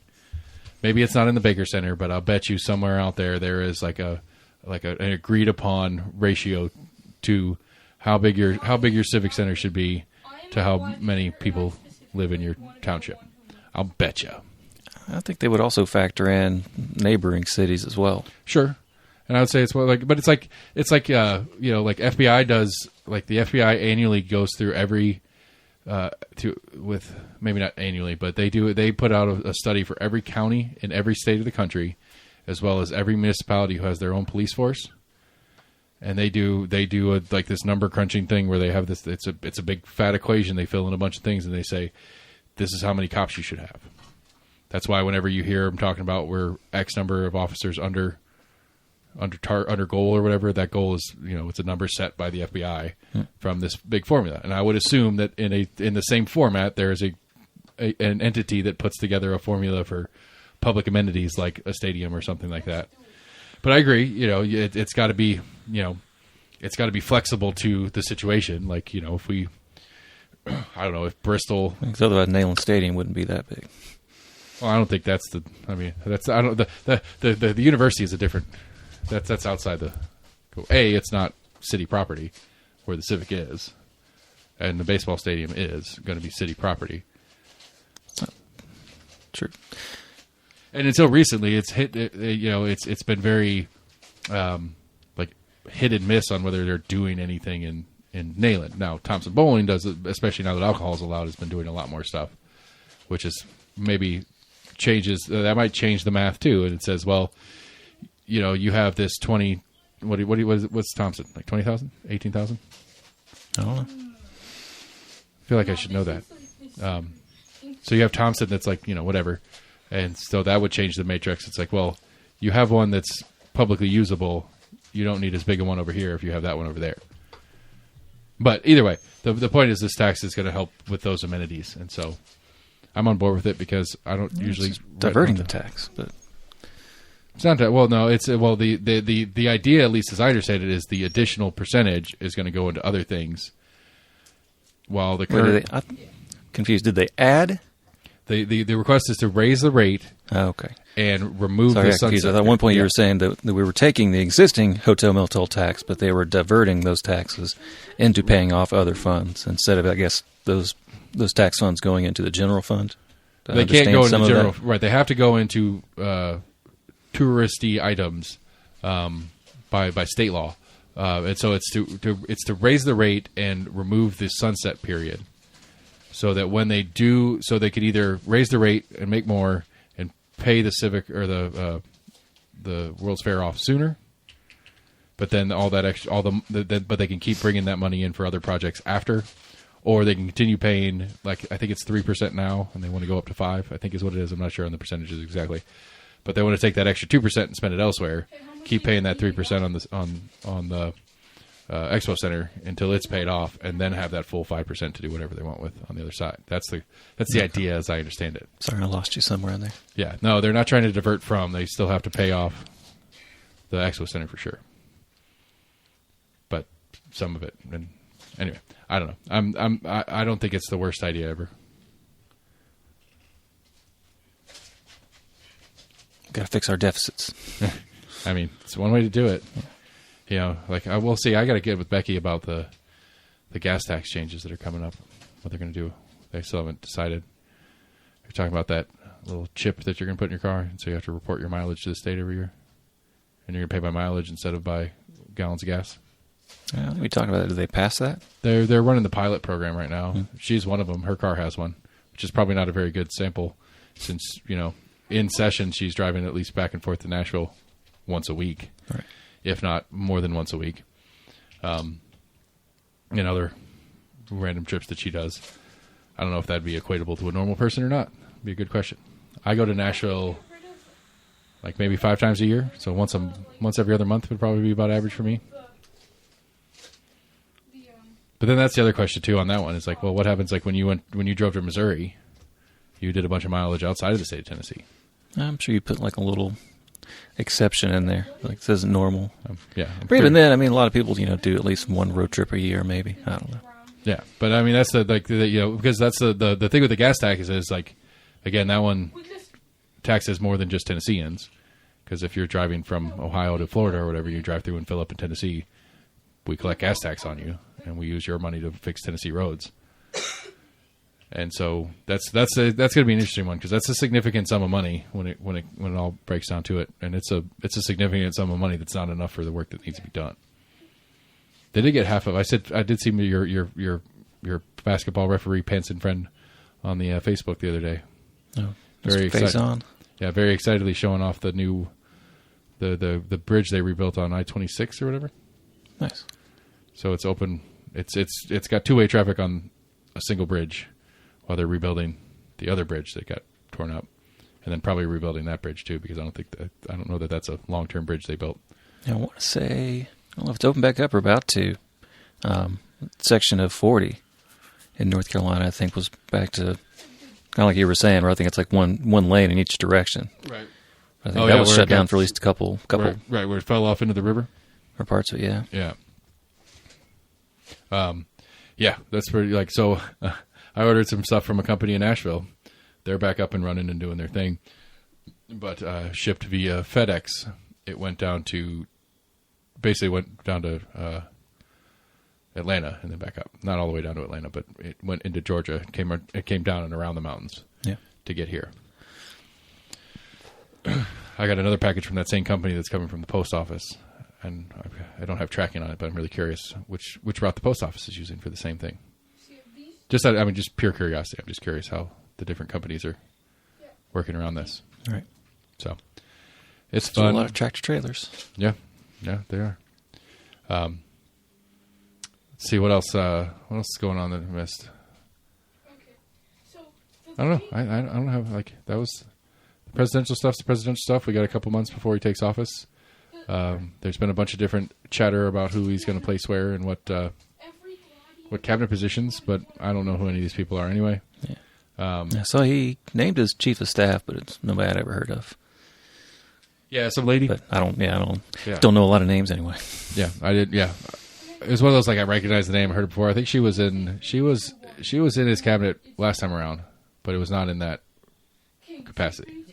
She did run his campaign this time. Maybe that's what it was. She was his campaign manager this time, or something like that. I don't know. It'll be interesting. I'm curious if Jared and Ivanka, not Ivanka, is it Ivanka? Yeah, Melania is the wife. I always get them back. I mix them up. Yeah, I wonder if Jared and Ivanka are going to come back and work. It was her mom that was Ivana. Oh, yeah. It's because that's one that's not his mom. It's got brought up a few times, apparently. It's like buried in the rough of one of his fucking golf courses. What is? Ivana. His ex-wife? Yeah. Oh, damn. So there was like, you think like, Ivanka, of all people, might be like, hey, can we move mom somewhere else? I don't even think she has a headstone. Like, I think it's an unmarked. That's messed up. Who knows? I mean, that's kind of what I want. I don't know. I need to talk to kids about it at some point. Yeah. Like, I want that, it was the Tibetan cliff funeral. I think that's what I want. Not familiar with it. It's basically just set your body on some crag on the top of the mountain, and the buzzards pick you apart. And actually, I was about to mention, I heard something very similar to that. I think it's in Zoroastrianism. There was a cool podcast I listened to where this guy's parents believed it. And I forget where it was they were from. But, and there was like this temple in the main city or whatever. I think it might have been in Turkey. But that's basically how they would do the bodies. The body is taken up there, and it's buzzards that, I think they view it as kind of like cleansing the body or cleansing the bones or releasing the spirit. I can't remember exactly how they viewed it. I mean, I can see it but being then a problem. there was an issue for a while. All of a sudden, like the buzzards like stopped showing up. Ooh. And like scientists are like digging into it, and I think it was like some kind of bacteria they ended up getting. I'm not sure exactly why. Huh. I don't know if it was like a hotter season, and some of the birds were getting like kind of putrefied bodies or something, or if it was during COVID and there was just so many bodies in there, or what. I was thinking, like the problem is when some buzzard picks up a head that separates from the body and then drops it down in the valley where people live, and they're like, "There's a random head." Right. That could be a problem. Law enforcement, like how weird in the world would it be when law enforcement shows up because you found a head in your backyard and they're like, "Oh yeah, that's off the cliff top. We know who that is. Don't worry about it." That's just like I had barely last week. Yeah. Oh, that's Bill. He died of whatever. But I don't know. Like I don't know. Like I love the idea of just like just a hole in the ground and a burlap sack. That's become more popular. What do they call it? Almost like natural burials. Yeah. Kinda, yeah. There's one I saw that was really cool. It just looked like it was a little too new agey for me, but it was like a giant egg. It was like this. I can't remember what it was called. It was some sort of like biodegradable substance, and it was a giant egg, and they put you in it, and it was with like an acorn or some sort of tree, tree seed or nut or whatever. Right. Yeah, I think I've heard something like that. And you go and you put it in there, and like, but like they put you in it with the thing and some other stuff so that tree can grow. That's kind of cool. Yeah, I've heard of some kind of. Again, it might be kind of weird if your skull gets pushed up by a root as it's growing, and just pops out. And yeah, I've heard like some like kind of like or caskets made out of some kind of like mushroom, like natural material, it breaks down as well. Yeah, I just like I don't like. I mean, so for the record, because I don't have this written into my will yet, but for the record, like if there's mysterious circumstances, no, like pump me full of formaldehyde. Keep me as close to reality as possible until you figure out what happened. But if it's, if I just die because I'm supposed to die and it's like everything makes sense on why I'm dead, yeah, just throw me out in the field, let the bears eat me. I don't care. Like, what's the point? Again, like I don't want kids to be freaked out because my, foot shows up in their playground or something like that. That's not cool. Right. So, just put me in the ground and let the worms do their thing. Whatever. I don't know. And then 1,000 years from now, some archaeologists will be digging around. They just find this random skeleton in the ground. don't understand how that works. Like, we love the archaeology shows. Like, I don't understand how that works. Like, some places, like all these bog things. Like, I understand the premise. Like, the bog mud doesn't let any air in, and so things stay longer. Yeah. But, I mean, we're talking like 10,000, 20,000-year-old bodies that still have skin and stuff on them. Mm-hmm. It's crazy. Yeah. I mean, I get it, but I don't. Where, you might be lucky to find a couple bones if you buried me in this backyard. All the acid in my backyard from all the pine trees I got, I don't know if my bones would last 50 years back in this yard. I think they would. It's not that acidic. Mm. It takes some... you ask a serial murderer, it takes a lot of acid to break down bone and shit. Yeah. I think it's usually like the one thing they can. You hear putting bodies in, 50-gallon jugs or whatever with a bunch of sulfuric acid or whatever. I think you still got to get rid of bones and teeth. Oh, I was watching MythBusters. It's just like MythBusters on one of the streaming apps. Just randomly watching MythBusters, and they had the myth on what rots a tooth faster, and so they went and got real teeth, and they had the sulfuric acid in a beaker, and they had Coke in a beaker, and they had regular water, and they put them in there and left them for a long time. It's pretty crazy. Which one won? Which one did the worst? I mean, the sulfuric acid reduced the tooth as more than anything else did, but it was still like a week in this sulfuric acid, and it went from like a full-size molar to like half-size. Yeah. It took a week to reduce by like 50%, because, they're all dorks about it, because they scaled it before it went in. Right. And so like the mass, it reduced mass by about 50%. So it was a epiphany thing. What's up, man? It's, I have like a little topic about this. A topic about what?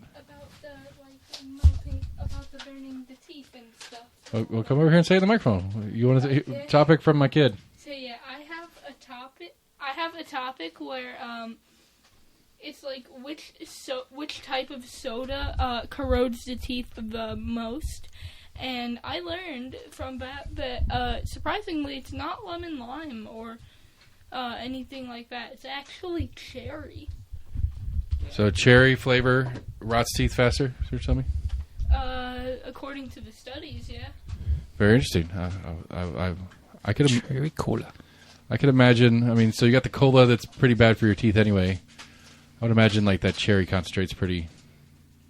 I think cherry concentrate's probably just some weird cherry flavoring. Yeah, that's true. Whatever they use to make the cherry flavor, right, is probably full of some fun, free radical inducing madness. So, yeah, I don't know. I'm trying to think. I don't remember seeing any other interesting stories. So, yeah, I mean, it's just about this week is obviously dominated by the election. I am very pleased to announce I haven't seen another campaign ad since Tuesday. All the campaign ads went away. I got a few texts day of. Actually, I think I got some phone calls day a couple today or something. Dominica Bryant running against Becky Massey. One of her people called me just to remind me it was election day. Didn't tell me who to vote for. Didn't ask me who I was going to vote for. Didn't do any of that. Just hi, this is whatever with Dominica Bryant's campaign. I was just making sure you're getting out to vote today. Yes, I am. Well, that's cool. I mean, yeah, I don't know. I feel like I feel kind of bad. I talked to Brian. Brian Goldberg was at Rocky Hill when I went in and out. I stopped and chatted with him on both sides. He's like, we never did a podcast. I was like, I know, man. It's been such a busy fall. I really do feel bad. I didn't get any. I got Becky back in the primary, but that was it. I haven't done any interviews in a while. And I would have liked to have done his. It would have been nice to do his. Yeah, you still do? I know. I should call him. Like, how'd it go? Like, I know you were a little perturbed and about getting lied about, but did you not expect it at all? Like, I feel like you should have. Like, it kind of comes with the game you're trying to play. Right. I mean, you should take it as I don't know. I'd probably get pissed off about it too, at some level. But like, part of me is like, that's like a badge of honor, man. Like, that's how desperate they are to find some trash, is that they have to pick on something that you already took care of. Right. I don't know. I wouldn't want to have been in his shoes in that, especially as a business owner, because essentially that's just besmirching your name. Yeah. Yeah. I mean, it's that is a gamble that I guess you're taking. But I mean, I don't know. I think there's maybe. I mean, we have a friend. We had a weird story post-election. That's what I don't understand. I think that's one of the things that like drives me the most crazy about politics and people is like he owns a Balfour franchise, which is emergency cleanup. I mean, that's what they do. It's like, I'm not going to hire you to do the emergency cleanup of my house because you are a Democrat. Like, is that really a thought that goes through somebody's head? Oh yeah, that's fucking crazy. Like that's partisanship. That's fucking crazy to me. Like, that's what a lot of politics is. I mean, there's a lot less attack on policy and more like attack on on the person, really. And it's some of those things tend to stick with people.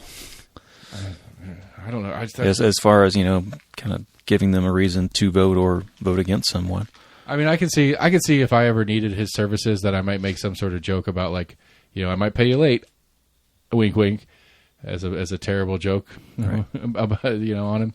It's like, it's okay to pay people late, right? Blah, blah, blah. Like, and that would be really obnoxious if I were him dealing with somebody kind of making that joke at me. Right. But that, I don't know. I hope that it's not universal or significantly true. I obviously there are fucking people out there that, I mean, obviously, because it was one of the school board people I interviewed forever ago. It was probably Jennifer Owens. Actually, I know it was Jennifer Owens now that I'm thinking about it. She was telling me about, like, she was going door knocking and she was running for office. Yeah, I'm running for school board. Well, what are your thoughts on abortion? We shouldn't have abortions at school? Like, why? Like they're like, that is that particular issue, I guess, being that single issue thing that people get super crazy about. But it's like, Jennifer doesn't have a day job per se, but like, you wouldn't use her services because she wouldn't answer your question about abortion because it had nothing to do with the job you asked for. That seems crazy to me. Again, I'm sure there are people out there that are extreme enough to do it, but on scale that it would literally damage your business to the point of maybe not being able to continue doing your business because so few people were willing to hire you anymore because you're a Democrat. It's possible. People have kind of equated a party affiliation to, like, kind of an ethics evaluation as well. Yeah, we need to get out of that. That's bad. Right. That's real bad. Like, it's just. That's why I got really turned off by a lot of, like, the kind of religious undertones that were going on. Yeah. In the race. Yeah. I mean, that's some of the stuff I didn't realize had religious undertones, and I was like, "Wait, that's what? I didn't know that." What are you talking about? It was Jezebel started getting thrown around at Kamala. Oh, I mean, I guess that is a bit. I always just thought it was just like an older term for kind of like a hua, but apparently, I guess Jezebel in biblical terms was like a prostitute, and I think had some kind of demons in her, or was. Yeah, but wasn't, like, Jesus friends with them? Like, wasn't he friends with all the hookers in the Bible? I think just one, where he washed her feet. I think it was more than that. I don't know. I think that was like his whole. Can't say I'm that well read on it. But yeah, like I said, I didn't realize Jezebel was a biblical term, but there was a lot of talk of this was kind of like a war on, or a campaign over religion, kind of. Yeah, which again, that's one of the things I do like about Trump. I'm not really worried about any, like, evangelical governmental issues. Well, I'm worried about him more because he's a false Christian, I guess, in my eyes. But no, sorry. No, I get what you're coming from on that. That's certainly, he does kind of, like, put the cloak on every once in a while when it serves his purposes. Right. And I could see how he might do something stupid because he feels like it serves his other purposes. Yeah. What's your favorite book? I like them all. Yeah. That's just that, like, it's great. Like Old Testament, New Testament, equally both. Yeah, both just great. All of them. I mean, to be real about it, it's like Leviticus is my favorite book. Because that's where all the crazy rules are. It should be like Genesis. That's where it all begins. You can't have anything without the beginning. Nothing happens. Yeah, that's fair. That's fair. 100%. But yeah, I don't know. Like, we have a friend whom canceled an event with us because he's scared to be out in public since Trump won. Or he's scared to be out around us because we are, well, at least ownership is pretty agnostic on the political discussion. Like, I don't think either one of us, like, we were both highly vocal about our political views, but not in the sense of, like, nobody that I've ever talked to. That's not. Yeah, people might be put off by me and my politics for sure. I get that, but when this particular person has known us long enough that this isn't any different. Like they knew this before when they booked their thing. You know what I'm saying? Like it's not like you didn't know how Max and I felt about who the politics were and all the different political things that are going on 6 months ago, a year ago, 5 years ago. None of that's changed. But just because Trump won, somehow it has. And that makes zero sense to me. I don't like it. That's gotten where out. Like I want to track him down. I don't want to track him down, but I want to hit him up. And be like I'm not trying to put you on the spot or anything, man. But I really want to understand what's going on here. Like you don't like us anymore because our politics are the same, but the guy that we aren't as hateful towards as you are won the election. So I don't think either one of us likes Trump. We're just not as we don't disdain him to the degree that some of the people that we run around with do. So it was weird. I don't know. I'm really like, I don't know. I'm not going to reach out to him if I cross paths with him and we have some time to talk. I might ask him about it, but I'm not going to chase him down to dig into it. Right. Give some time and space. Yeah, I just think it's just a weird thing to say. I don't know. Anyway, so I don't know anything weird going on. Anything new and super weird in the world?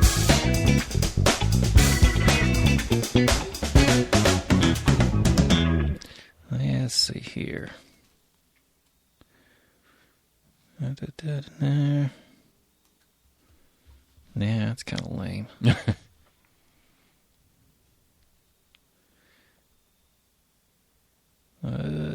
What? It's nothing really weird.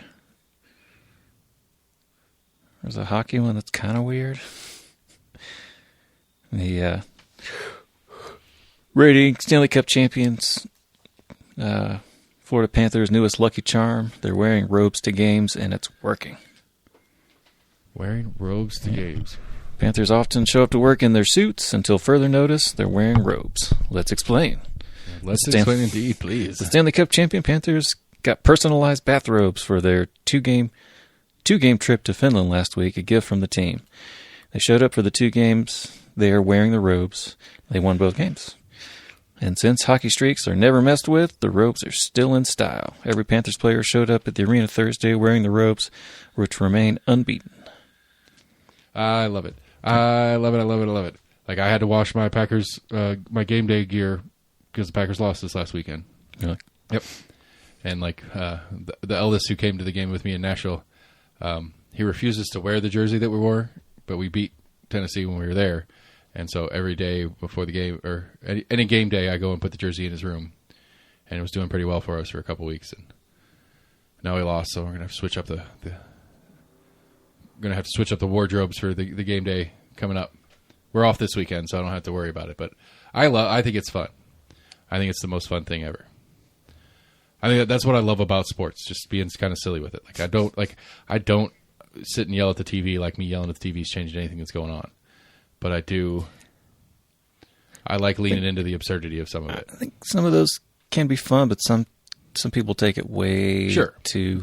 Just like anything. There are crazies in everything. Right. I do. Yeah, there are. Like, it's all your fault. Well, yeah, there was a video I was watching. Should have never washed your hands. There was a video. It was kind of like that. There's a video I was watching. This guy was talking about it, and I think it was soccer related. But like, if our team, if we score a goal while you're in the bathroom, you're in the bathroom for the rest of the day until at least another goal scored or something until our team scores again in soccer. Yes, you're in the bathroom for the rest of the day. And so, like, they're at they have a pub or whatever that they get together and watch the games in. And, like, apparently it was, they had 2 draw games, 2 0-0 draws in the next 2 matches. And so they're going to the pub and this guy's sitting in the bathroom until halftime. And then he would come out and hang out during halftime. And then he goes sit back in the bathroom again. It's like, that's dumb. Like, that's great. I love it. I wouldn't do it, but I love that you're doing it. But, yeah. That's a little nuts. That's absurd. It's fun. Anything else? Last one? And you got no more crazy good ones. All right. Well, that's the show, everybody. Glad Sam's back in town. Safely made his trip from the other side of at least the Mississippi River. That's the show.